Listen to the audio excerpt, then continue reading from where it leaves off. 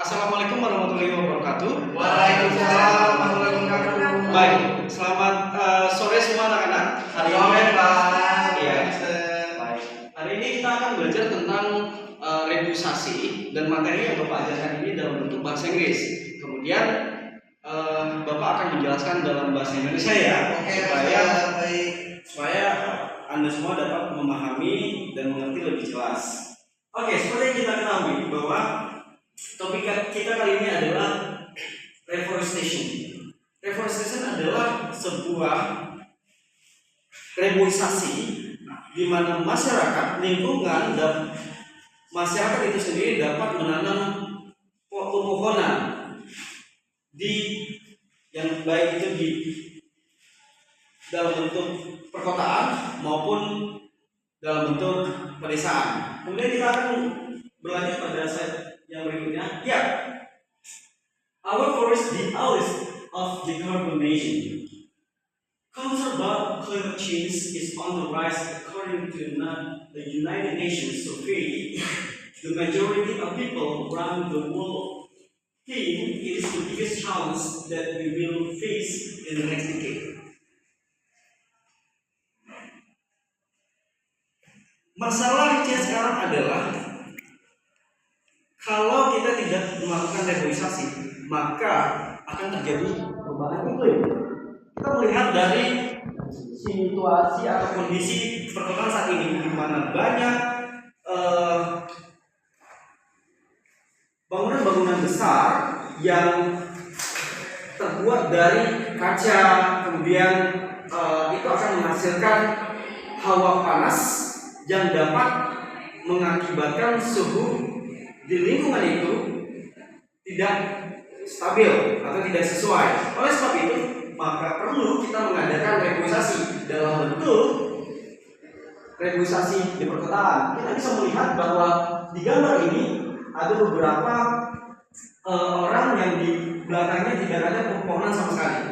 Nah, inilah yang dibahas oleh PBB, Perserikatan Bangsa-Bangsa, yang menjadi fokus utama bagaimana setiap negara mampu melakukan reboisasi terhadap kotanya sendiri atau lingkungannya, baik itu dalam bentuk perkotaan dan kemudian perdesaan.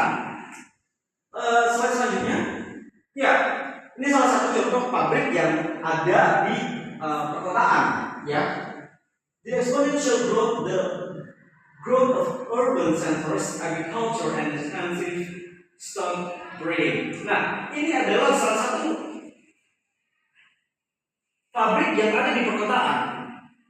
Tadi Bapak sudah menjelaskan tentang adanya pengaruh bangunan-bangunan yang ada di kota yang akan menghasilkan suhu udara yang tinggi, dan kemudian bukan hanya pengaruh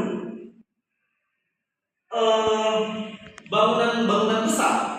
Kita melihat di gambar ini ada pabrik yang menghasilkan asap yang sangat besar.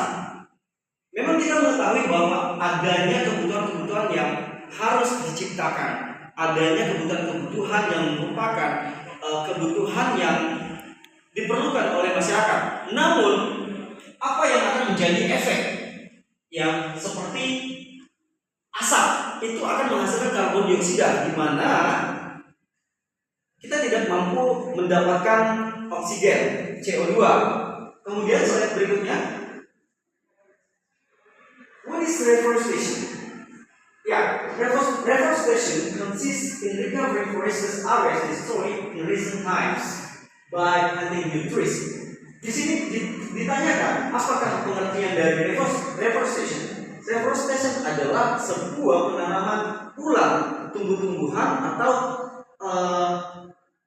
kita bisa melihat di sini beberapa potongan-potongan kayu yang merupakan ulang atau hasil penebangan liar. Nah, jadi kita perlu menanam pohon untuk menghasilkan udara atau CO2. Itulah yang dimaksud dengan reforestasi. Kemudian slide berikutnya, ya, ini sangat perlu ya, kita harus bahas juga anak-anak supaya kalian mengetahui bahwa ada 3 efek atau pengaruh negatif yang dihasilkan dari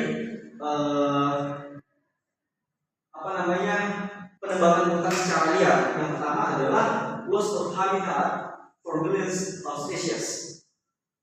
Ketika orang-orang melakukan penebangan hutan secara liar, maka efeknya adalah setiap spesies atau binatang-binatang akan kehilangan tempat tinggalnya, baik itu burung-burung, terus binatang-binatang yang ada di dalam hutan itu tidak akan memiliki tempat tinggal. Karena apa? Salah satu hutan adalah tempat kehidupan di mana binatang-binatang mampu melangsungkan kehidupannya. Kemudian changes in the water cycle.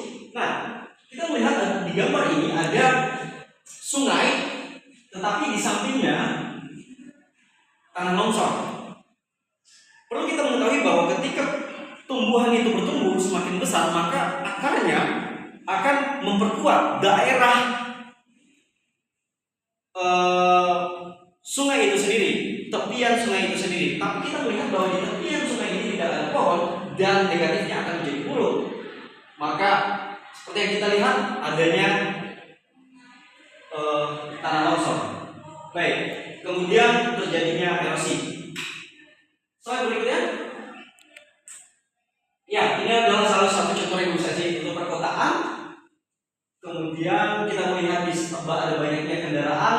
Kemudian kita bisa melihat ada tumbuhan di sekitar atau di pinggir jalan itu sendiri. Dan ini adalah program pemerintah yang harus dilakukan.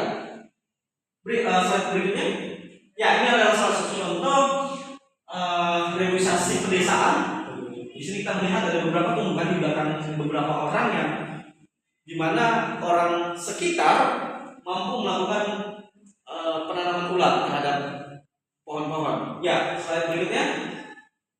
Apakah keuntungan dari revitalisasi? Yang pertama, kita mampu mendapatkan polusi udara yang baik, kemudian mampu membantu lingkungan untuk menjadi lebih bagus, terhindar dari erosi, dan kemudian adalah adanya peningkatan habitat binatang-binatang atau hewan yang ada di sekitar, kemudian membantu memperkembangkan daya kesehatan manusia, ya, di mana kita mampu menghirup udara segar karena tumbuhan itu sendiri akan menghasilkan CO2.